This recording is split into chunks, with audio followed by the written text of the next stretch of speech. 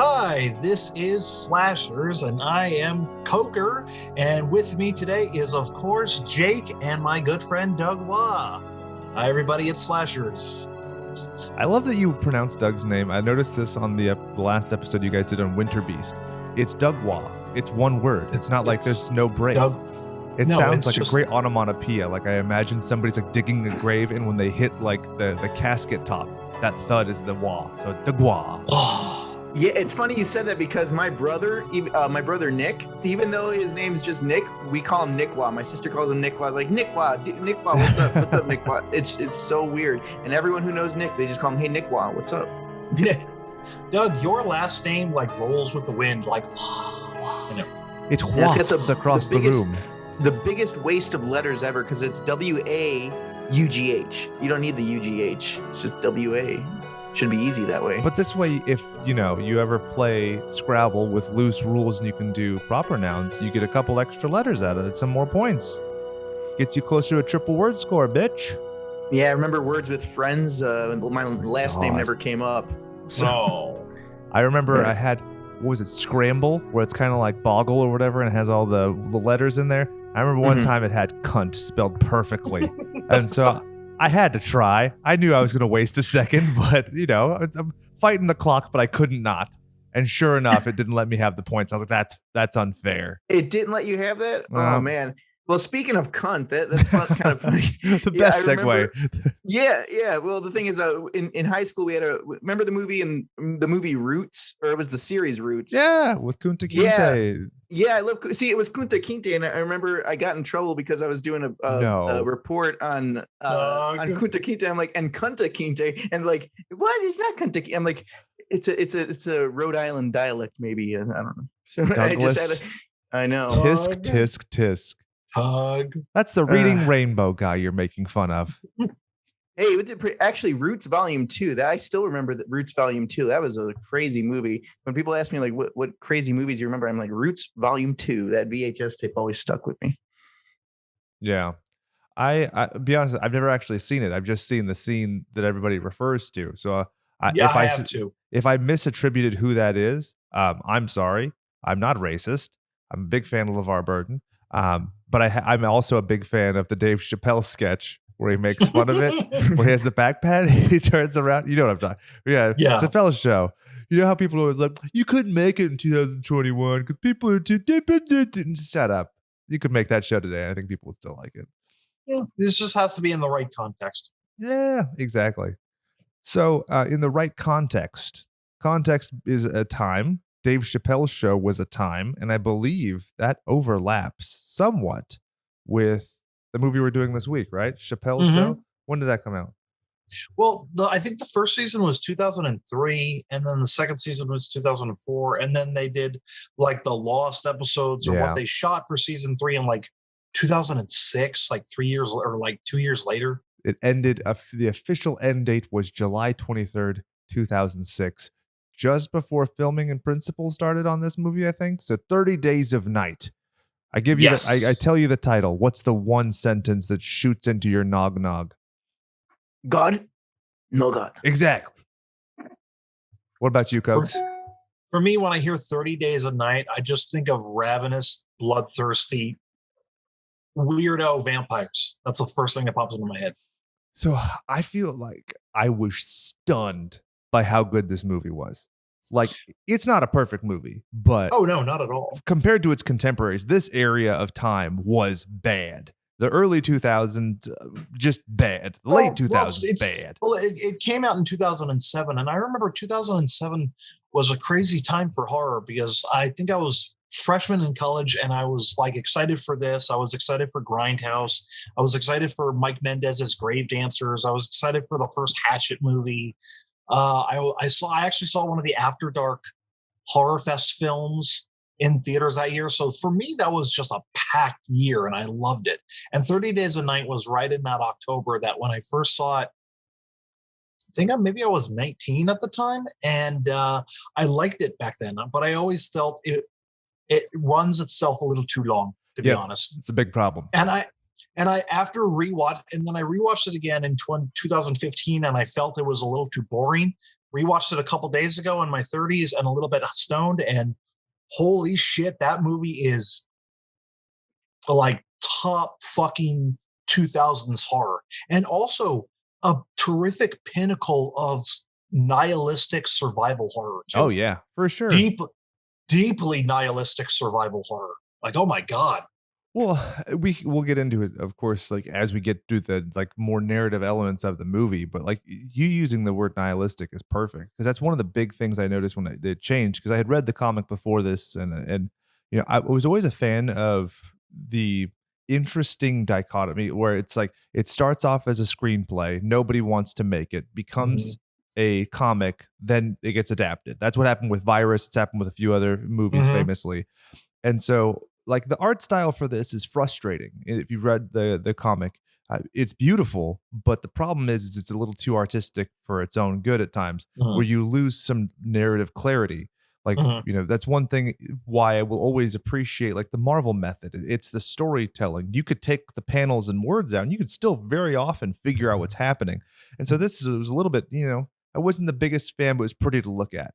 And this movie, I was kind of expecting like the same thing. But then like Josh Hartnett suddenly was acting. That was weird. I'd seen him in a bunch of stuff that he never acted in. Yeah. Josh Hartnett is actually trying in this movie. Yeah. What do you think, Doug? Silent. Well, I gotta say, Josh Hartnett doesn't have his official bedhead hair in this one. So yeah. Like he had, what was it, Halloween H2O? And in The Faculty too. Yeah, here he's actually an adult. Zeke with the scat. Well, he also wears a beanie, and he did it all for the beanie. Come on, the beanie. Come on. So okay, you could take that inhaler and stick it up your yeah. Yeah, but no, I gotta say, like, this movie is on par with. It's not. I don't want to say it's on par with The Thing, but that isolation of the cold. Oh yeah. Is what, because no matter what, if I'm watching The Thing during the summer, you could feel like just the coldness. I'm like, man, and that's how I felt with this one here. Granted, it was cold because it was officially raining in LA, and you know, when it rains, it gets cold, and buildings are blowing up, cars are exploding, people are running around on fire in this LA traffic rain, and it's crazy.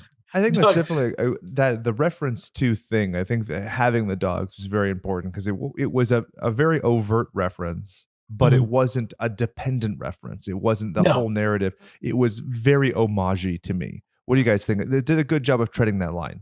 Oh, absolutely. You know what's funny is like the first 20 minutes of this movie is just like The Thing, and that sort of isolated snowbound dread.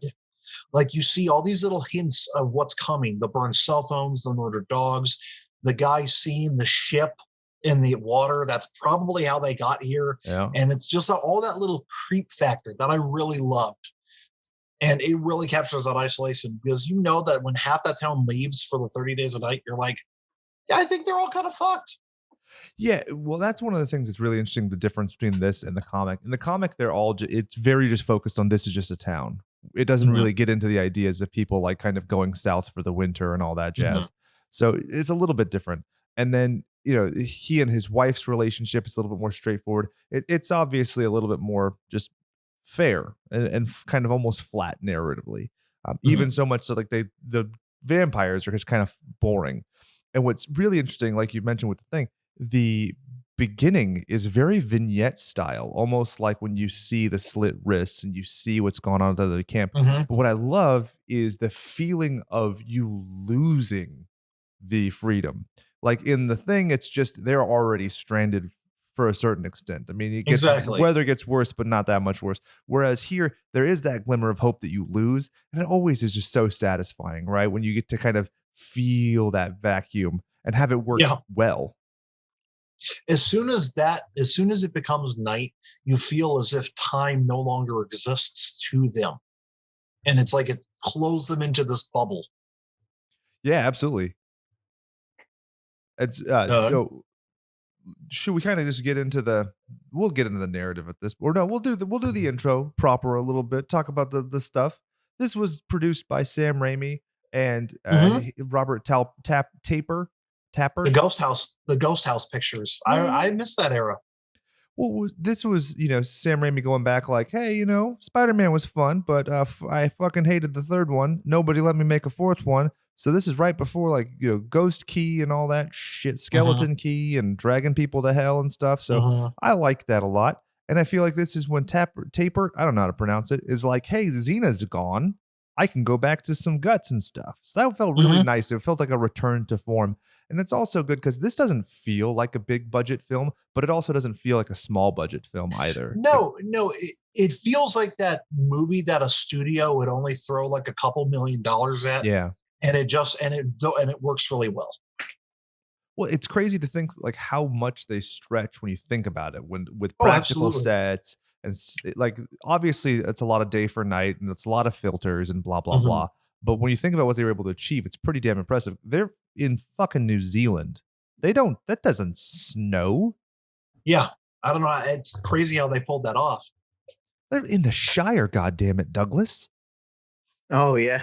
Well, I'll be honest. Like I wasn't prepared. I thought it was going to be a different episode, so I'm sitting here like, just fuck around. You're fine. You don't do any research. What are your impressions? What's one takeaway that you have from David Slade's Masterpiece? Did you know that he was a music video director first? I could kind of tell this has got that kind of Nine Inch Nails, kind of like that cold vibe that the early 2000s kind of had. Honestly, like this feels like something like The Descent, because The Descent was really good too. Like these movies that kind of came out, it was like I gotta say something, guys. Everybody thinks that 2000s horror was just torture porn. It absolutely wasn't. Yeah, a lot of 2000s horror was survival horror mixed with either creature or slasher stuff. A lot of it is survival horror. 2000s, The Descent, survival horror. 30 Days a Night, survival horror. High Tension, survival horror. Hills Have Eyes remake, survival horror. Yeah. That was a big chunk of 2000s horror, was just nihilistic survival. Well, I think, wasn't it Saw 4 came out the same month as this? I mean, so that shows you how long in the tooth in the 2000s we already were to the quote unquote torture porn genre. And I think that's one of the things that makes it so fucking beautiful. The God, no God. Like, because it is torture, but it's a different kind of torture. You have somebody who's got like a Machiavellian kind of understanding of how fucked this person is and this scheme that has worked out flawlessly up till this point, who has physical power and dominion. But it's not about physical, pain. It's about mental pain. It's about taking away hope. Like, that was so fun. It was very, like going kind of like Hannibal Lecter or something like that. Maybe it's because the guy who did the music did 39 episodes of the Hannibal TV show that made that stick in my brain. But I was kind of thinking kind of that realm. What do you think? Honestly, I would also compare this movie to the Hills Have Eyes remake, because that is another one where they're completely isolated and there is this other humanly force that is surrounding them and killing them. And you feel that sense of nihilism too. Again, nihilistic survival horror films were just a thing of the 2000s. Granted, there were a few fun horror movies like Slither or Shaun of the Dead, but most of them just have that bleak punch, Yeah. And filters. So many of them, their filters are unnecessary. Here, at least it looks like this because it's supposed to. And they kind of consistently change it to be indoor, outdoor and stuff. I felt like so many movies, it was like at the end as an afterthought, they're like, oh, let me just apply a filter to this entire fucking movie, even if it's indoor, outdoor, day or night. Saw had green light, a green filter. Hills Have Eyes had like a yellowish orange filter. High Tension has this blue filter all over it. It was just every survival horror film of the 2000s had one color filter throughout the whole fucking movie. It's that Nine Inch Nails effect. That's what everyone wanted to make it look like a music video. Well, it was kind of trendy at the time. I mean, people being able to create. I mean, this dude did the Girls Not Grey video. He won like MTV Music Awards and stuff. So the visuals are great. And it also obviously was drawing on the comic book very, fairly accurately. There's some changes and stuff, but I feel like the changes were made to add dramatic tension because the narrative element was necessary. It's kind of lacking because in the comic, it's solely visual storytelling for the most part. I mean, there's words, but you don't need any of it. You could kind of tell if you can decipher what's happening in the panel, you can decipher the story that's going between them. Do you feel like there might be a little bit too much talking looking back at it? Yeah, there was a little bit because I mean, granted, I was working like all day and then I came home, then we shot some stuff and then I'm writing that script too. So I'm like, I gotta watch this here too. So the last thing you want is more words as you're writing a script, right? Yeah. So I'm like, I can. This movie earns the word for a little bit of it, and I mentioned it before, the Blowing Casper Award. So that's where you're sitting down, kind of like, where you're nodding, like when you're in a boring meeting or something like that. You're just nodding back and forth, or when you're driving, but that's more dangerous, To be honest, I don't feel that Doug in the first half of the movie. I feel that a little bit after the big attack from the vampires and after they're hiding for a bit. That's after they're hiding, yeah. That's when I feel like the pacing just goes. Yeah, that's not like looking at my watch. I'm like, oh, come on, DVD player, let's go a little faster. That's where you can cut out maybe a good 10, 15 minutes out. I have the one fix-all, I think, for that. You ready for this? His buddy, the Kiwi guy who's got the wife. Why is the name of the character escaping me? Not Bo, not Jake, not Denise. It's Helen, and who's the other guy with Peggy and the girls? Peggy and the girls. Whatever. The guy who he finds who killed his family. Take that out. We already have the guy with the sad story with the family. If we keep the other guy in who's turning into a vampire, the fact he's turning into a vampire means that Eben has a vampire nearby, whereupon he could take the blood. You do that, you just saved 5 minutes flat. And that's a huge amount in an hour and 41-minute movie. Yeah, they could have just had like that Krusty the Clown effect. He's like, my family, and just drama queen, and just get over it. Clarification, 114-minute movie. It just kind of starts to feel like 141 towards the end there. It does. Yeah. Yeah. Again, that's where the movie kind of it always loses me a bit every single time I watch it. Yeah. It has that like, come on, guys, it's a little long here. Cut it down. Yeah, like don't wear out your welcome, because that's one of the things too is you ever listen to an album and it starts off with like 4 fucking banger songs? You're like, yes. And then there's nothing until like the last song. And you're like, I'm just never going to listen to this again. Like in the era of streaming where I could just listen to those 4 songs, or I could just make my playlist. I don't have to even download it off Kazaa. I'm just going to do that. So that's one thing I feel like patience is not its friend. I kind of wish, man, Ben Foster, for those watching, is my background on this. Not a Scientologist, also. Happy to find out. I wish that he was in the movie more. Oh, so that's the dude that Aid is crazy for. Let's say so. I like it. So, Aid, you like the raw hamburger dude, okay? Yeah, move aside, Hugh Jackman. We know that Aid's real crush is Ben Foster. Eating that raw hamburger. Yeah, dude. All right. So in order to impress Aid, you got to eat a hot dog, and then you got to eat raw meat. A raw hot dog. A raw dog. Going back to the Jake's oldest catchphrase on the show. Raw dog, yeah, and just on a daiquiri of hot dog water. Oh Jesus! Oh, where's your chocolate starfish? Is that our second Limp Biscuit reference? You sick twerp. Yeah. I mean, hey, that's good. We should open up a restaurant like the Slashers restaurant. Just name all the food like dirty perversions. So. Oh, I hate it so much, but I kind of love it. Now, going into our favorite performance. Do you guys have a favorite performance or even a favorite story beat from the movie? Honestly, I thought Josh Hartnett, like he kind of won me over. I liked him. His story was kind of just the everyman almost. So his story is really depressing when you really look at the relationship he has with his wife, and how his wife is like planning on leaving him and shit.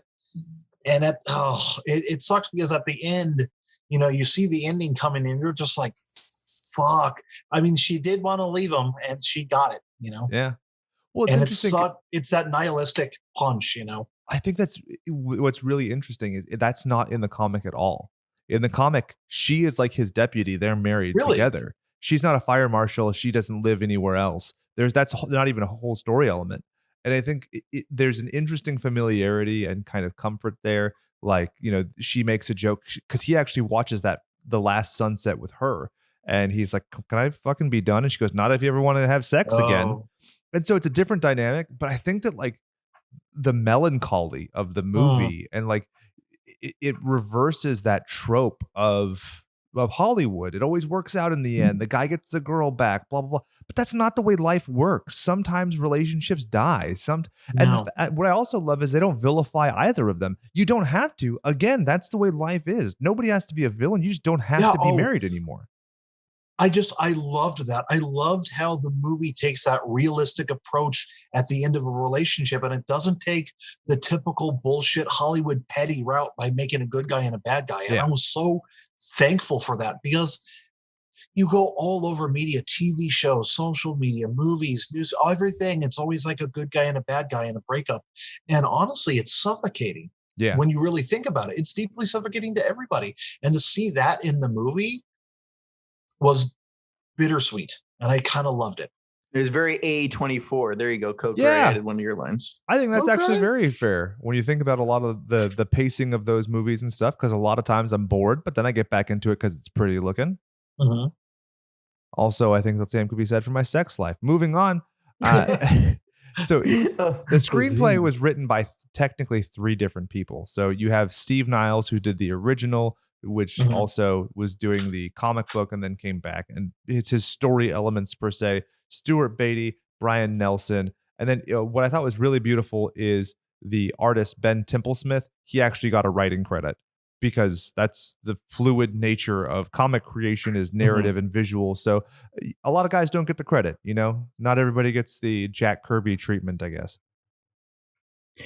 Well, when I was watching this, I completely, I didn't realize there was a sequel to this that came out in 2010. And there's a prequel, and there's another series. There were 2 series that went out on fear.com that are not good per se, but they exist.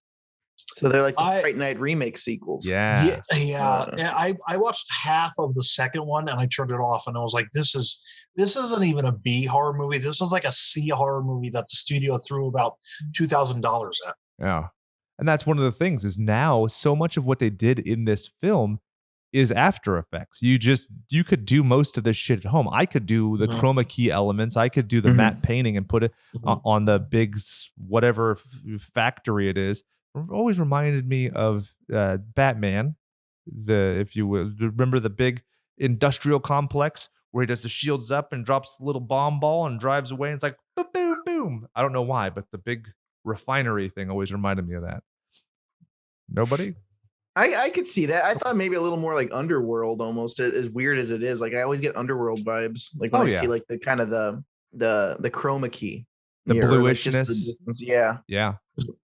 But Underworld, that's for me, those are basura. So well, I agree. And one of the things too is, look at those movies. They're not set in the Arctic wasteland. They are set like in metropolitan areas. And so like the blue is very distracting, because there's also a whole lot of other things that are reflective blue, versus this. It's meant to be darkness. It's meant to be isolated. And also, if you look at the surfaces, like the set dressers did a really fucking good job. Like there isn't chrome everywhere, which would show or be oversaturated or undersaturated. There aren't all these things. It just looks like a lived in world. The only thing that's not lived in, dude, all of their North Face stuff is fucking perfect, okay? That is Southern California North Face that I have to wear once a season when I have my fucking pumpkin spice or my eggnog latte, one or the other, not 2 at a time. And your name's Ashley. Ashley was spelled ASHLIEAGHT.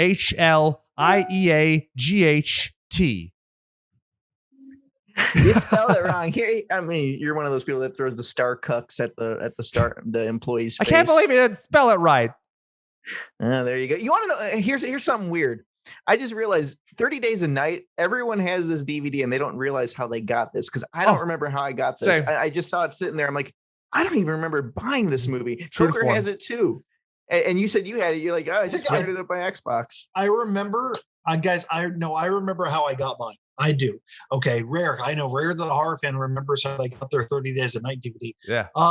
It was you were sucking dick. The guy didn't have any cash. Take my 30 Days a Night DVD. It's like, get the cash version. Okay. 30 mouthfuls of guy. No. That would be the porno. It's just a white girl and 30 black dudes all like, yes, dude. Like that meme with the girl on the couch. With the girl. Yeah. It's like this. Yeah. Well, I mean, honestly, like 30 Days a Night. At a Walmart. So. Oh, you got yours at a Walmart. Okay. Yeah, I was going to say 30 Days a Night seems to be like, remember when everyone had a Sega Genesis and everyone just had Sonic the Hedgehog, and I'm like, I don't remember how I got Sonic the Hedgehog. Oh, yeah. But here it is. Or like Everyone Duck Sonic Hunt. the Hedgehog. Duck Hunt, yeah. It's like, so that's how 30 Days a Night is. You got a DVD player? Yeah, Well, here's your free copy. I knew people who had Duck Hunt who didn't have a fucking zapper. You know what I found out? I was reading online. Duck Hunt, if you plug in the second controller, you control the duck. I did not know that. Yeah, I just found that out. I was watching some videos. I'm like, Steve, you didn't know. I heard Seth Rogen tweet about that. Oh, Coker. Yeah. Your 30 Days a Night internet connection is slowing down. Seriously, I think Ben Foster went to your house and fucked up your reception so that the vampires could get you. You better watch out. Yeah, all I heard was two girls. One cup. Sounded like you were a Cybertronian having butt love. So hold up, guys. I think we can edit this. I'm gonna hit. Do you want me to hit stop on the video or stop on Audacity? No, just keep going. I'll just have a recording. Yeah, just work through it. That's fine. Because if you're recording your Audacity is going to pick up the audio just fine. And so what we'll do is your audio track is pristine. It's just what we're hearing. So we'll just overlay it. It'll be fine. Moving forward. Cool. Just to make sure.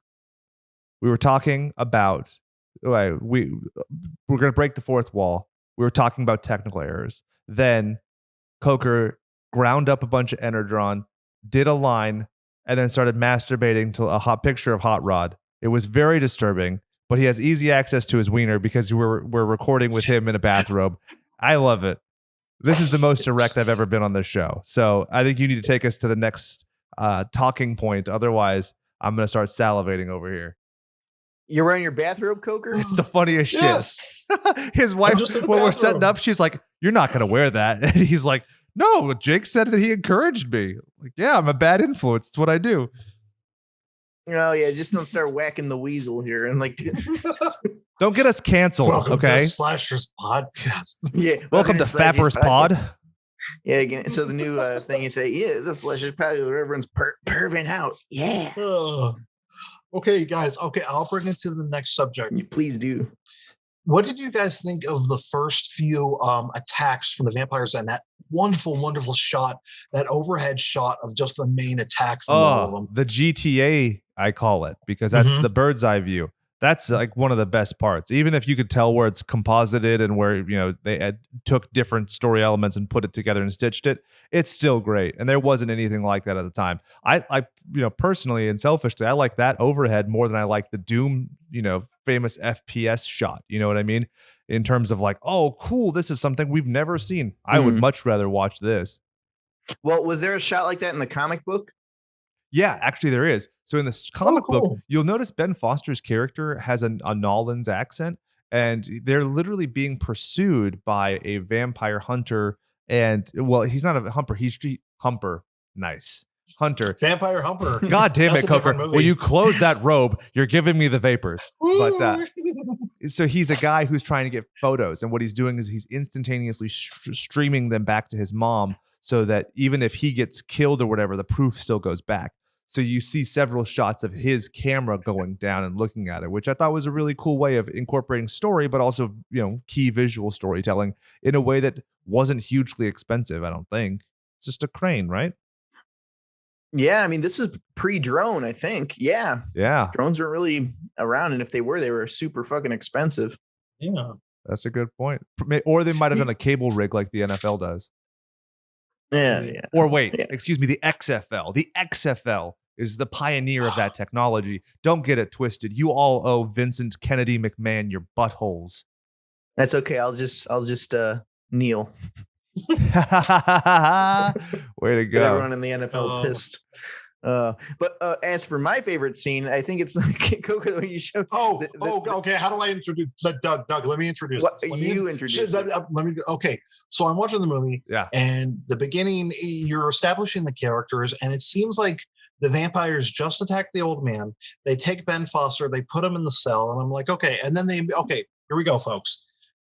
They immediately cut to, it seems like a factory, and this girl and two guys are walking away. Yep. And the dialogue between the three is pretty much the setup of a fucking Brazzers scene. Oh yeah. And then I'm sitting there going like, whoa, hold up, what the fuck? And I'm freaking out because it's like, let's face it, I'm not going to get into how progressive I can be on certain things, but let's just say we don't see that type of trio a lot. Polyamory. Yeah. Yeah, we don't see that type of trio a lot in movies. So when they have that dialogue of all three of them, and I'm like, oh shit, what the? And then the vampire shows up, and it's like, well, so much for the Brazzers scene. Yeah, the vampire ruined the DP scene. Pretty much. Guys, come back and just watch that scene. It's a little regressive because it kind of goes to the whole like Friday the 13th, like the slutty people die. But at the same point, like there's a cheekiness to it. So I think it's funny enough to where conservative people aren't puckering their buttholes. But then it's for fucking weirdo like libtards like us. It's like, yeah, go ahead, fuck them both at the same time. Fuck one of them with the other one's dick. I don't care. Do what you want to do, girl. And there's a cheekiness to it that feels very much like a Brazzers scene. And it just like throws you the fuck off. And one of them dies and then the other one dies. And it's so crazy. And Abe talked about this on the Discord. It's so crazy how she's like pretty much like really a wild girl. And she lives at the end. Wild thing. Wow. Yeah. And, dang, you know, dang. You make my cocks sing because it's two cocks. She's crazy. It's crazy how like that scene throws you off. The vampire attacks and you're like, okay. And then at the end she lives and you're like, it's rare for a horror film to have that type of a character live, especially with such a nihilistic, gory, depressing, dark survival horror. You had her live. All right, cool. Well, see, if I was to direct this at the end, I would be like, you survived. Like, how did you have the stamina to do it? And she pulls out a butt plug and she's like, this is how I do it. There we go. Stamina. It's a butt plug that has a Duracell battery just poking her. So it's like literally giving her the zap. Yeah, it's like my heart rate's 165 every minute. I just had a great idea. You know, like guys are constantly trying to fuck stuff, right? That's just the way that we are. That was one thing that's really unrealistic. You mean to tell me that 15-year-old boy isn't cranking his dick off while they're all trapped up there? What if it was like a situation where this girl was up there and she's like, man, I just got to fuck something. I'm super stressed out. And like all the guys are like, what? You can't talk like that. You're a lady. She's like, look, if you don't fuck me, I'm going to go fuck one of the vampires unprotected and bring it back here. Guys, we're making the porn parody of 30 Days of Night. I don't even think it's a parody. I just think it's a really interesting movie where the woman has faculties of her vagina and she's like, I will do this. Yeah, don't make me fuck this stapler. Yeah. Well, actually, that's in Cabin. Why did I just say yeah? I should never have said yeah. Oh, hold up. I don't want to. Now you got to do it the Pervy the Clown way and go, yeah. But I mean, like, I think that, you know, I've always wanted a horror movie where it's just like a trans key figure, right? That it's just never addressed. It just is that person is. Or like a movie where you just have gay characters where like Paranorman is a great example where it gets to the very end and the kid's brother's like, oh yeah, my boyfriend. And you're like, what? Because that's the way it should be. People should be integrated. And I think that like having a really empowered slut character would be awesome. And I feel like this lady should do it. Like I'm on board with this. Let's rewrite the movie, but not as a porn parody, more as a porn homage. Yeah, that makes. I've never really heard of porn homage. That's yeah. Well, I mean, I guess there's something like that in Cabin Fever. That chick that's like, I need to fuck something now. Oh yeah, because they both are gonna die and shit. Yeah. What was it with like? Have you noticed that like 2000s horrors had like really, really slutty brunette characters? Oh yeah. Like, okay, like all the girls in the Black Christmas Black Christmas remake, Cabin Fever, 30 Days of Night, the girls in Hatchet. I'm like, because granted, 2000s horror was very, you know what? I'm going to admit it. 2000s horror had a streak of toxic masculinity to it. It did. Oh yeah. It honestly did. And because of that, of course, you had all these extra slutty girls, which almost brought that sort of 80s camp value to it as well. It was a weird mix. It was a really weird mix of 2000s horror. Well, kind of harkens back to like the original Black Christmas with Margot Kidder. Like she's just like, I'm a nasty bitch. And I love that. And then that's kind of like lost on a lot of characters because they like a lot of them have to get a comeuppance, right? Which obviously Margot does, whatever. But, you know, it's in this movie, one of the things I really, really appreciate is that it is completely devoid of sex when it comes to the vampires. The vampires aren't trying to be sexy at all because I fucking hate sexy vampires. And they're not trying to be sexual to I don't fuck my sandwiches before I eat them. You know, so I'm obviously not going to fuck this thing before. And so I love that when there's this desperation, there's the pleading where they're like pitiful. it's not they're going to be sexually victimized, because that's so much of 2000s horror. Yeah, they're kind of like the Mitch McConnell vampires. Like, I'm an angry turtle. Wah, wah. No, but I did, the second time I saw this movie, I didn't appreciate the vampires for what they were. At the time, I preferred the Bram Stoker's Fright Night style vampire, the good mix of charming, seductive, and straight up monster. And I still prefer those types of vampires. But what I appreciate now is how these vampires in these movies are pretty much take nightmare fuel and like a weird animal tribe that just has their own culture and their own language, and they perform like a siege type of animals. And I really appreciated that this time. Yeah, that's actually something that's unique to the movie as well compared to the book. The book doesn't Really? have the vampire language. They're speaking very openly to each other and even antagonizing each other. And so I very much like the vampire language. Apparently it was developed at University Auckland because they were in the Southern Hemisphere in the New Zealands. But I think that's really cool. I heard people say that this movie does for vampires what 28 Days Later does to zombies, where it's a more feral, more violent, more aggressive. And I think that's a fair summation. I actually think I probably like this more than 28 Days Later, just because I haven't rewatched it, even though you get to see Peen in that movie, which I'm a big fan of. What are some other movies? There isn't. Now, let me say, there is not enough Peen in horror films. There isn't. We need more Peen. It doesn't always have to be funny. Have you seen Greasy Strangler? Okay, that was a big play to Peen. Okay, but we need our Peen processed a little bit. Well, and think of the creatures from The Descent are more like a feral monster person. Dawn of the Dead had Feast. Feast. You guys don't remember Feast? I remember Sloppy Seconds. No. Feast, that like Project Greenlight monsters in the desert attacking the bar movie. It came out 2007 also. 2005, you lying hooker. It's on Tubi. I know what I'm watching tonight. Oh, I've seen this. This is the one that the beast looks like the Suckling. Why does every monster look like the Suckling for me lately? Yeah, well, the Suckling, that's another deep cut we got to do. Yeah. It's funny, like when Yahaira came in like when I was watching this yesterday, and when the vampires were doing their dialogue, like their language, she was like, "What are they saying?" I said, "Oh, they're speaking vampire." And she's like, "Oh, I thought they were cold and they were just kind of chattering their teeth together." So she thought they were Yahaira. Oh, those are desert vampires. They're on vacation. How about the next one? Do you remember which is the movie? I still know what you did last summer, where there's like a hurricane at like a resort.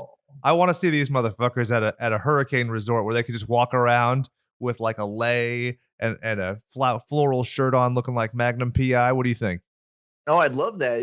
It's like Jack Frost 2 all over again. That'd be a lot of fun. I'm down for tropical vampires. There we go. But what do they do about the sun, though? Or are these the vampires like in Gremlins 2, where it's like, genetic sunblock? No, it's the hurricane that they're having to deal with. So it's keeping the sun blocked. Oh, that'll be I would down for that. Like a rainy season hurricane, but vampire. Oh, okay. Yeah, man. I planned this shit out, bitch. And then better than me. I'm like my notes. It gets to be a crutch, doesn't it? I'm all cocksure and full of vinegar because I just successfully performed a completely improv episode. So I don't even need a note, even though that episode, now that I'm saying it out loud, was hugely dependent on other people's notes, and they're really bad 2-sentence stories. Check that out. Key points from the movie, key visuals, key anything. Do you want to go off? Yeah, guys, I was going to say, the decapitations in this one are very brutal. Yeah. It's that axe to Billy's neck or whatever. And it just keeps, and it's a good symbolization of the sort of brutality of 2000s horror too. Yeah. Whereas I felt like a lot of 2010s horror did have moments of brutality, but it didn't like go overboard with it. Whereas 2000s horror just goes head first into brutality. Well, that early 2000s, I felt like that was kind of like a repercussion of like the war, and then September 11th and all that stuff. So it was kind of just everyone's kind of pent up regression. Yeah, how do you shock people who are constantly reminded of terrorism and death? And never forgetting. And it's like, okay, fine, fuck. If you want me to up the stakes, I will. But it was a response to all that. Especially another great example to that is Hills Have Eyes. Hills Have Eyes remake is a big response to Iraq.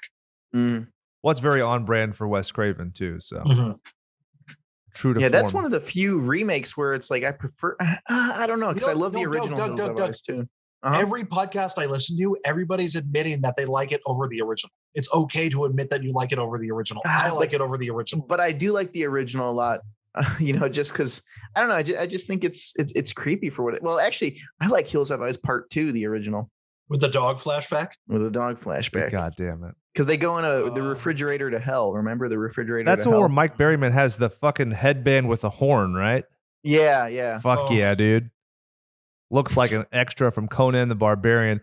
Make sure to tune into that 2-sentence horror episode, because I go on a riff about Gary Coleman and Wilt Chamberlain switching places. Wouldn't that be great? I'd love to see that. I'll fucking good. What you talking about, Conan? Gary Coleman's dead now, though, isn't he? Yeah, it was so sad they had to bury him in one of his name brand freezer boxes. Coolers. You know what Gary Coleman kind of lives on besides What You Talking About, Willis? Postal 2. Anyone played Postal 2, the PC game? Is he a playable character? He's the boss. In the game, in the game, you're supposed to go get a signature from his book, and then when you don't do what he says, he pulls out an M16, starts shooting up the mall. And he's impossible to kill. Bro. And he's throwing grenades at the police and stuff. That makes me think of State of Emergency. Did you guys play that shitty Rockstar game back in the day? I remember. I never played it, though. It's basically school shooter the game. Like there isn't a school setting, but it's like go to a mall and kill everyone. It's really bad, but we used to play it a lot just because we were dumb kids. PS2, right? Yeah, Xbox, PS2, and I used to get this medieval sword and just chop people up.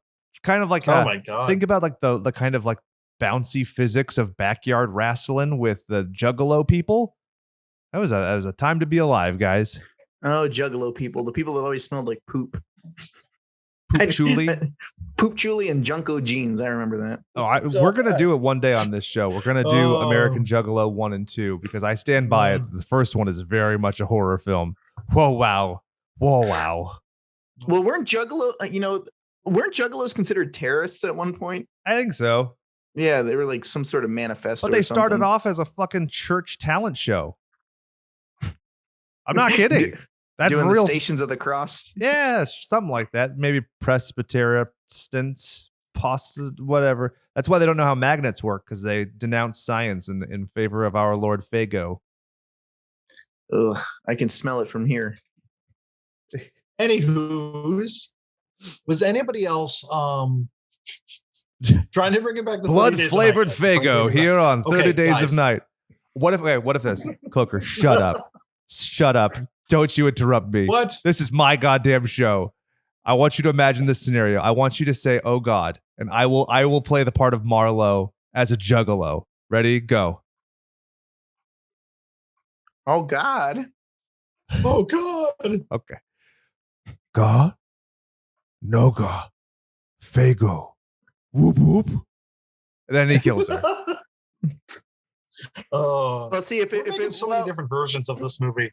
Yeah, but see if they did it like in the down south, and he said, "God, no God," and he starts speaking his language. She's like, "We speak American in America," and then the racist person dies. Oh man, I saw a sad video where a dude with an open carry. Anyway, police brutality is the thing. We're glad we don't have to worry about it so much in this movie because everybody. Oh no, wait, we do, because he just shoots a guy. That's fun. In the comic, they just fucking kill the guy. So that's neat. Oh my God. What's up? Are you leaking? No, I forgot something. Oh no. Hold on one second. Anyway, keep talking. All right. So, Mr. Coker, would you upgrade this to the Blu-ray? Honestly, I've never seen a Blu-ray for this movie. I don't know. Everybody has the DVD. I don't even know if a Blu-ray exists. Yeah, and then you go to like your uncle's house or something. He has the 30 Days of Night as like holding up the tabletop because one of the legs is loose, so they just have it done at the. I'm like, it's just everywhere. It's just everywhere. I think my pussy's screaming downstairs. You still screaming? Do you still have a problem with El Gato, Doug? No, El Gato's fine. El Gato runs out when she wants, but she goes out prostituting a lot. Oh. So sometimes I come home, she screams, she's like, meh, and she goes out.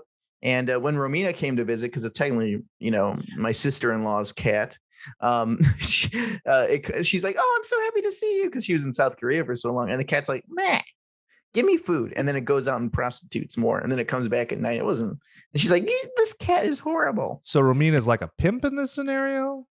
Romina is supposed to be like the mom to the cat. Okay. Yeah, our cat's name is Pupa the Puta. Den mother. The den mother, but Pupa Puta doesn't care about anyone but herself. In fact, Coker, what's the theme song I have when you see Pupa Puta? It's a story. I wanted to bring it back to 30 Days a Night, guys, but the story is Knott's Berry Farm had this puppet show where these two cats in like vests and top hats and canes are dancing, but they're going, me gusta, me gusta, me gusta, me gusta, me gusta, me gusta, and they're just repeating me gusta, me gusta. So Doug would repeat that to Yahaira all the time and annoy her, and she'll be like, Doug, stop it. And then I joined in and we would both just me gusta her, and she'll be like this, So we would put top hats on and dance with the cane. So you'd be like double penetrating her with me gusta. This feels like the Brazzer scenes all over again. Yeah, well, no, Pupa Puta is the sister theme. Pupa Puta. So every time I see the cat, it's Pupa Puta, and the neighbors think I'm fucking crazy. Like the guy who just moved in across from us, he just stares at me. He's like, "Hi, how's it going?" I'm like, because I always open the garage and I'm saying something ridiculous. So I was like, Pupa Puta, and he just stares at me. What the fuck? I love it. Oh. Okay, back to 30 Days a Night. Guys, I wanted to say, was one of your guys' problems with 30 Days a Night that when the vampire starts screaming, it's scary, but like about 40 minutes in, you're just like, okay, I get it. You guys are screaming again, I feel like sound mixing is one of the weaker points of the movie at points. There is no musical hook, which, that's something that I've been harping on a lot lately, is that like, a repetitious something, a button, it's a lot more ambient kind of tones and stuff. Like if you had told me that Trent Reznor and Atticus, whoever had done the thing for this, I'd be like, whatever, I could believe it. But I feel like that would help. And also like the bassiness is kind of lost, which I know that like, when you're out in the snow, that timber's kind of like that crunchy high registers out there. But I think there's a certain degree where like especially like breathing and those elements could be a lot more severe. It relies on silence too much. I think that's fair. Especially like when they're up there, they're breathing so heavily. They're moving on the floorboards and you hear them so much in that quiet scene. It's like almost inevitable they would be heard. And they also don't add the caveat in any way like in the comic. Vampires openly admit, well, we can't smell you very well because of how cold it is.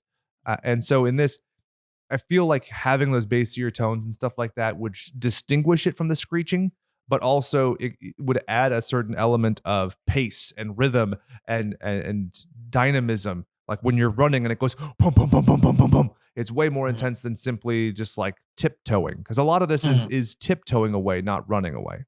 Yeah, well, I kind of maybe I'm the odd man out, but I kind of like the ambience because I feel like ambience with snow and cold just fits. You know what I mean? Like it just. You think it fits? It works with the isolation.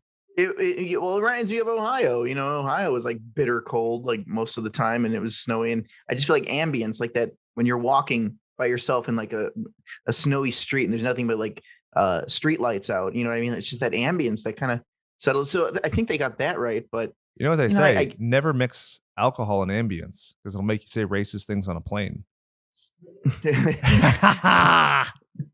Yeah, you don't want to do that. You'll get duct taped to the seat.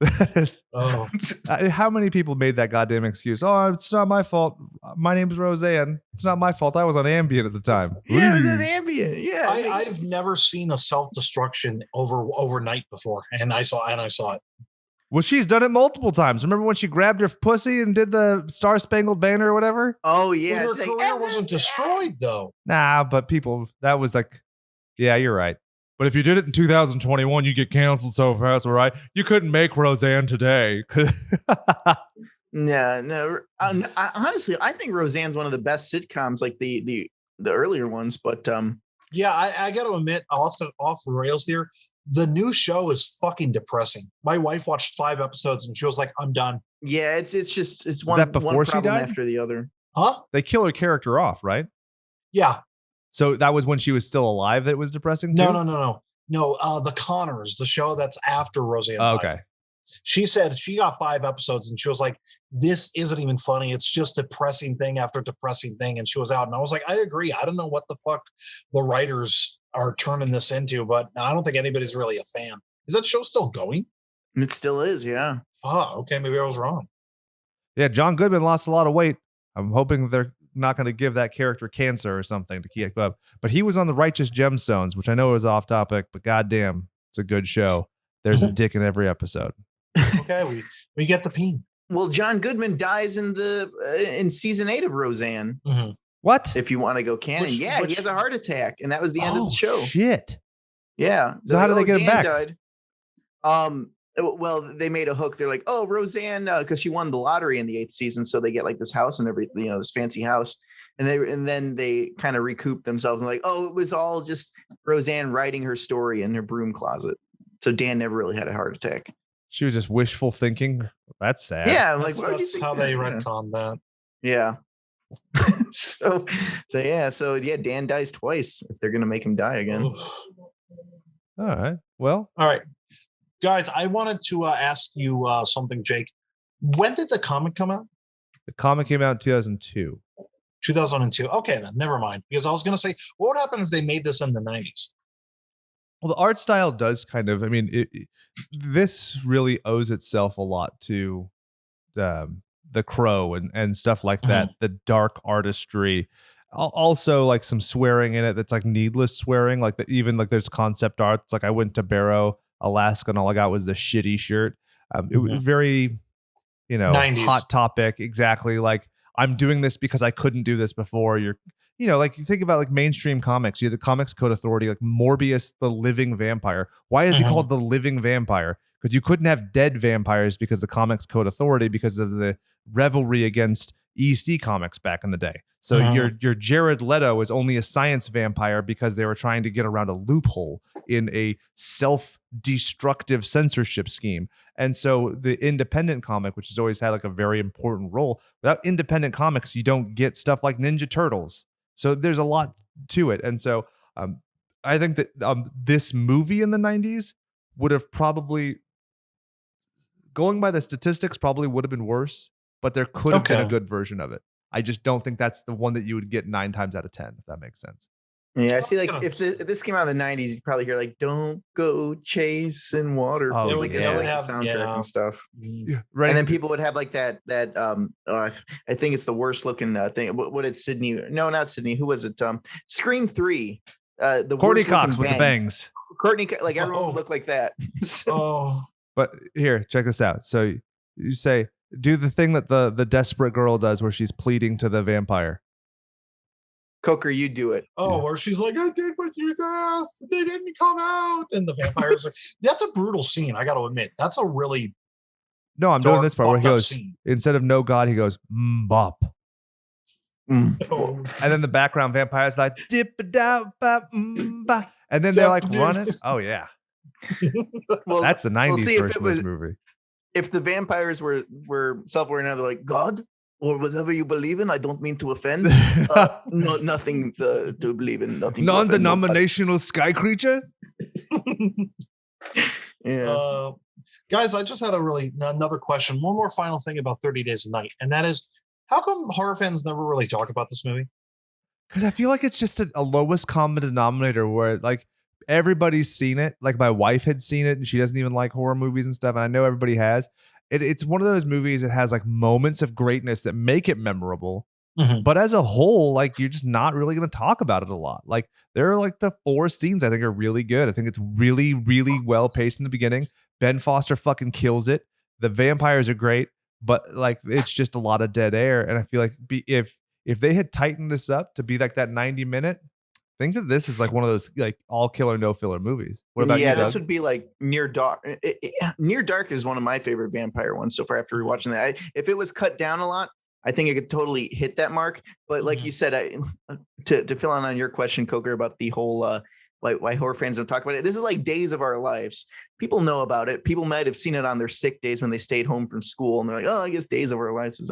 But you know what I mean. People don't remember. I don't see any T-shirts. Fright Rags doesn't do shirts. Gutter. No, yeah, I never see anything. It's really ignored.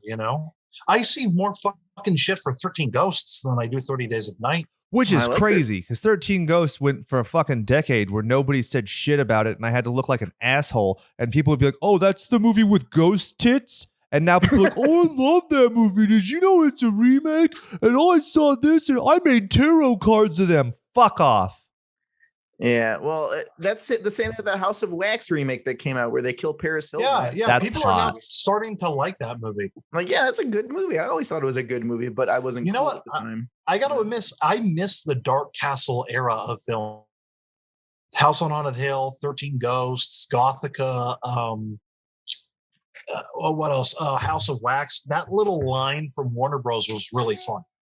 Well, I think the movie The Eye killed it. I was just about to say that because, like, I always remember because the poster for The Eye and the poster for Gothica, I remember being like, "Oh, this is the same thing. It's a woman staring out of a window and it's blue."